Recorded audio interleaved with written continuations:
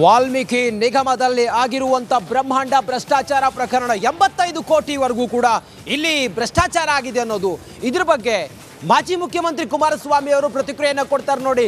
ತೆಲಂಗಾಣದ ಚುನಾವಣೆಗೆ ಇಲ್ಲಿಂದ ದುಡ್ಡು ಹೋಗಿದೆ, ಇದು ನಾಗೇಂದ್ರ ಅವರ ಲೆವೆಲ್ನಲ್ಲಿ ಆಗಿದ್ದಲ್ಲ, ಇದು ತೆಲಂಗಾಣಕ್ಕೇನು ಇಲ್ಲಿಂದ ಕರ್ನಾಟಕದಿಂದ ದುಡ್ಡು ಹೋಗಿದೆಯಲ್ಲ ಅದು ಈ ನಿಗಮದಿಂದ ಹೋಗಿರೋದು, ನಾಗೇಂದ್ರ ಅವರ ಲೆವೆಲ್ನಲ್ಲಿ ಆಗಿರೋದಲ್ಲ ಇದು ಅಂತೇಳಿ ಕುಮಾರಸ್ವಾಮಿ ಅವರು ಈ ಪ್ರಕರಣದ ಬಗ್ಗೆ ಪ್ರತಿಕ್ರಿಯೆಯನ್ನು ಕೊಟ್ಟಿದ್ದಾರೆ.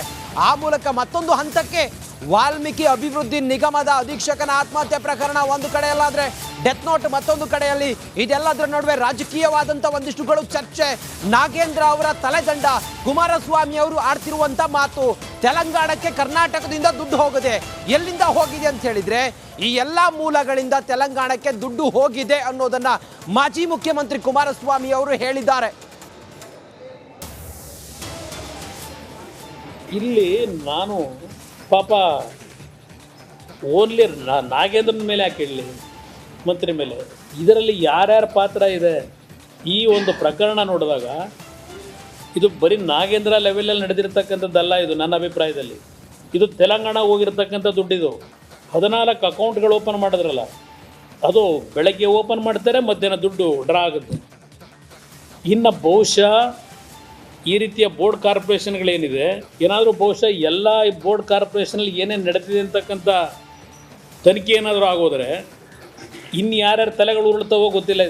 ಇದರ ಜವಾಬ್ದಾರಿ ಬರೀ ನಾಗೇಂದ್ರ ತಗೊಳ್ಳೋದಲ್ಲ, ನಾಗೇಂದ್ರನ ಮೇಲೆ ಒರೆಸೋದಲ್ಲ. ಇದು ಈ ಜವಾಬ್ದಾರಿಯನ್ನು ಆರ್ಥಿಕ ಇಲಾಖೆಯನ್ನು ನಿರ್ವಹಣೆ ಮಾಡ್ತಾ ಇರತಕ್ಕಂಥ ಮುಖ್ಯಮಂತ್ರಿಗಳೇ ಹೊರಬೇಕಿದು. ಇವತ್ತು ಆ ಪರಿಶಿಷ್ಟ ಜಾತಿಯ ಕುಟುಂಬಗಳಿಗೆ, ಫಲಾನುಭವಿಗಳಿಗೆ ಹಣ ಕೊಡ್ತಕ್ಕಂಥದ್ದು ಇದು. ಈ ದುಡ್ಡನ್ನು ತಗೊಂಡು ತೆಲಂಗಾಣ ಚುನಾವಣೆಗೆ ಉಪಯೋಗ ಮಾಡಿದಿರಲ್ಲ. ನಡಿ ಈಗ ಶುರು ಮಾಡೋಣ. ಕೇಸರಿಯಿಂದ ಮನೋಲ್ಲಾಸ ಮನಸ್ಸು ಮತ್ತೇರಿ ಕುಣಿದಾಡಿದೆ ನೋಡು, ಮನಸ್ಸು ಮತ್ತೇರಿ ಕುಣಿದಾಡಿದೆ ನೋಡು. ಕ್ಷಣ ಕ್ಷಣವೂ ಆಚರಿಸಿ ಕೇಸರಿ ಹಬ್ಬ. ವಿಮಲ್ ಬಾಯಲ್ಲಿ ಹೇಳಿ ಕೇಸರಿ. ಯಾವ ನೈತಿಕತೆ ಇದೆ ಸಿದ್ದರಾಮಯ್ಯರೇ ನಿಮಗೆ? ಒಂದು ವಾರ ಆಯ್ತಾ ಬಂತಲ್ಲ, ಯಾವ ತನಿಖೆ ನಡೆಸ್ತೀರಿ ನೀವು? ಯಾವ ತನಿಖೆ ನಡೆಸಿ ಯಾರಿಗೆ ಆಕ್ಷನ್ ತಗೋತೀರಿ? ಯಾರ ಮೇಲೆ? ನಾಚಿಕೆ ಆಗಬೇಕು ಈ ಸರ್ಕಾರಕ್ಕೆ. ಈ ರೀತಿ ದುಡ್ಡನ್ನು ದರೋಡೆ ಮಾಡ್ಕೊಂಡು ಹೆಗಣ ತಿನ್ನೋ ಕೆಲಸ ಮಾಡ್ಕೊಂಡು ಇನ್ನೊಬ್ಬರು ತಲೆ ಕೆಟ್ಟಾಗಿ ಹೋಗ್ತೀರಾ?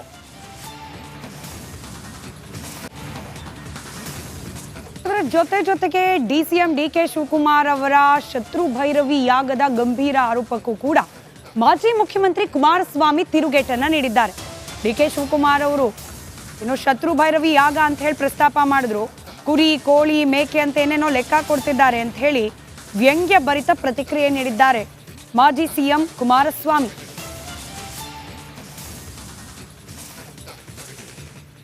ಇದು ಅದೆಂಥದ್ದು 21 ಕರಿ ಮೇಕೆ ಅಂತೆ, 21 ಆಡಂತೆ, ಇದನ್ನು 3 ಹಂದಿ ಅಂತೆ, ಆಮೇಲೆ ಅವೆಂಥವು ಕ್ವಾಣ 4 ಕ್ವಾಣವಂತೆ, ಅದೆಂಥದ್ದು ಶತ್ರು ಭೈರವ ಏನು ತೆಗೆದ್ರು ಶತ್ರು ಭೈರವಿ ಯಾಗ. ನಾನು ಒಂದು ಮಾತು ಹೇಳ್ತೀನಿ ಬ್ರದರ್, ಪಾಪ ಹೇಳಿದ್ದಾರೆ, ಅವರು ದೈವ ಭಕ್ತರಂತೆ, ಅವರು ರಾಜರಾಜೇಶ್ವರ ಟೆಂಪಲ್ಗೆ ಹೋಗಿದ್ದಾರಂತೆ, ಭಕ್ತಿ ಇದೆ ನನಗೆ ದೇವರ ಬಗ್ಗೆ ಅಂತ ಹೇಳಿದ್ದಾರೆ. ಇವತ್ತು ಅಲ್ಲಿ ಹೋಗಿರ್ತಕ್ಕಂಥವರಿಗೆ ಆ ರಾಜರಾಜೇಶ್ವರ ದೇವಸ್ಥಾನದ ಸನ್ನಿಧಾನದಲ್ಲಿ ಯಾವ ರೀತಿಯ ಪೂಜೆಗಳನ್ನ ನಡೆಸ್ತಾರೆ ಅಂತಕ್ಕಂಥದ್ದು ಅವ್ರಿಗೆ ಗೊತ್ತಿಲ್ವೇ?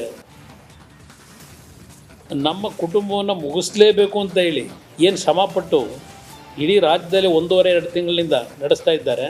ಅದರ ಮುಂದುವರೆದ ಭಾಗವಾಗಿ ಈ ರೀತಿಯ ಒಂದು ಕುರಿ ಮೇಕೆ ಕಥೆ ಹೇಳಿದ್ರೆ ಇನ್ನೊಂದು ದೇವೇಗೌಡರ ಕುಟುಂಬದ ಬಗ್ಗೆ ಒಂದು ಅನುಮಾನ ವ್ಯಕ್ತಪಡಿಸ್ಬೋದು ಅಂತಕ್ಕಂಥದ್ದು ಏನು ಹೇಳ್ಕೊಂಡಿದ್ದಾರೆ. ನಾನು ಅವ್ರಿಗೆ ಹೇಳ್ತೀನಿ ಮಾತು, ನಮ್ಮ ಕುಟುಂಬದಲ್ಲಿ ನನಗೆ ತಿಳುವಳಿಕೆ ಬಂದ ದಿವಸದಿಂದಲೂ ನಾನಾಗಲಿ, ನಮ್ಮ ತಂದೆ ಆಗಲಿ, ನಮ್ಮ ಕುಟುಂಬದಲ್ಲಾಗಲಿ ಈ ಕುರಿ ಕಡಿಯೋದು, ಮೇಕೆ ಕಡಿಯೋದು, ಕೋಣ ಕಡಿಯೋದು, ಈ ರೀತಿಯ ಒಂದು ದೇವರಿಗೆ ಅರ್ಪಣೆ ಮಾಡ್ತಕ್ಕಂಥದ್ದು ನಮ್ಮ ಕುಟುಂಬದಲ್ಲಿ ಎಂದೂ ಆಗಿಲ್ಲ.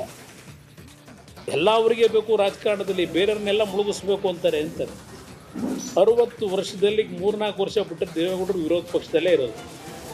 ಈಗ ನಾವು ಅದೇನೋ ಒಂದು ಭಗವಂತನ ದಯ 2 ಬಾರಿ ಮುಖ್ಯಮಂತ್ರಿ ಆದ್ನಪ್ಪ, ಒಂದು 20 ತಿಂಗಳು, ಒಂದು 14 ತಿಂಗಳು. ಏನು ಕುರಿ ಕೋಳಿ ಕುಯ್ಸ ನಾನೇ ಅದನ್ನ ಇಲ್ಲ ಕೋಣ ಹೊಡೆದು ಮುಖ್ಯಮಂತ್ರಿ ಆಗಿದ್ನ? ದೇವರು ಕೊಟ್ಟಿದ್ದ ಒಳ್ಳೆ ಕೆಲಸ ಮಾಡಿದ್ದು. ಓಕೆ, ಎರಡು ವಿಚಾರಗಳಿಗೆ ಕುಮಾರಣ್ಣ ಫುಲ್ ಕೆಂಡಾಮಂಡಲವಾಗಿದ್ದಾರೆ. ಒಂದು ನಾಗೇಂದ್ರ ವಿಚಾರಕ್ಕೆ ಸಂಬಂಧಪಟ್ಟ ಹಾಗೆ, ನಾಗೇಂದ್ರ ಅಲ್ಲ ಟಾರ್ಗೆಟ್, ಆರ್ಥಿಕ ಇಲಾಖೆ ಯಾರ ಅಂಡರಲ್ಲಿ ಬರುತ್ತೆ? ಆರ್ಥಿಕ ಇಲಾಖೆ ಅಂದರೆ ಫಿನಾನ್ಸ್. ಈಗ ಯಾವುದೇ ಇಲಾಖೆ ಇರಲಿ ಸರ್, ಯಾವುದೇ ಇಲಾಖೆ ದುಡ್ಡು ಬಿಡುಗಡೆ ಮಾಡಬೇಕು ಅಂತಂದರೆ ಆರ್ಥಿಕ ಇಲಾಖೆಗೆ ಬರಬೇಕು. ಈಗ ಕೃಷಿ ಇಲಾಖೆಯಲ್ಲಿ 10,000 ಕೋಟಿ ಇದೆ, ಬಿಡುಗಡೆ ಹಂಗೆ ಬರಲ್ಲ. 10,000 ಕೋಟಿ ಅಂದರೆ ಅದು ಆರ್ಥಿಕ ಇಲಾಖೆಗೆ ಹೋಗಬೇಕು. ಈಗ ಈ ವಿಚಾರಗಳು ಅಷ್ಟೇ, ಅಲ್ಲಿ ದುಡ್ಡಿದ್ರೆ ಅದು ಅವ್ಯವಹಾರ ಆಗಿದ್ದರೆ ಆರ್ಥಿಕ ಇಲಾಖೆಗೆ ಅಂತ. ಈಗ ಅದಕ್ಕೆ ಸಂಬಂಧಪಟ್ಟ ಸೆಕ್ರೆಟರಿಗೆ ಪ್ರಾಬ್ಲಮ್ ಆಗ್ಬೋದು.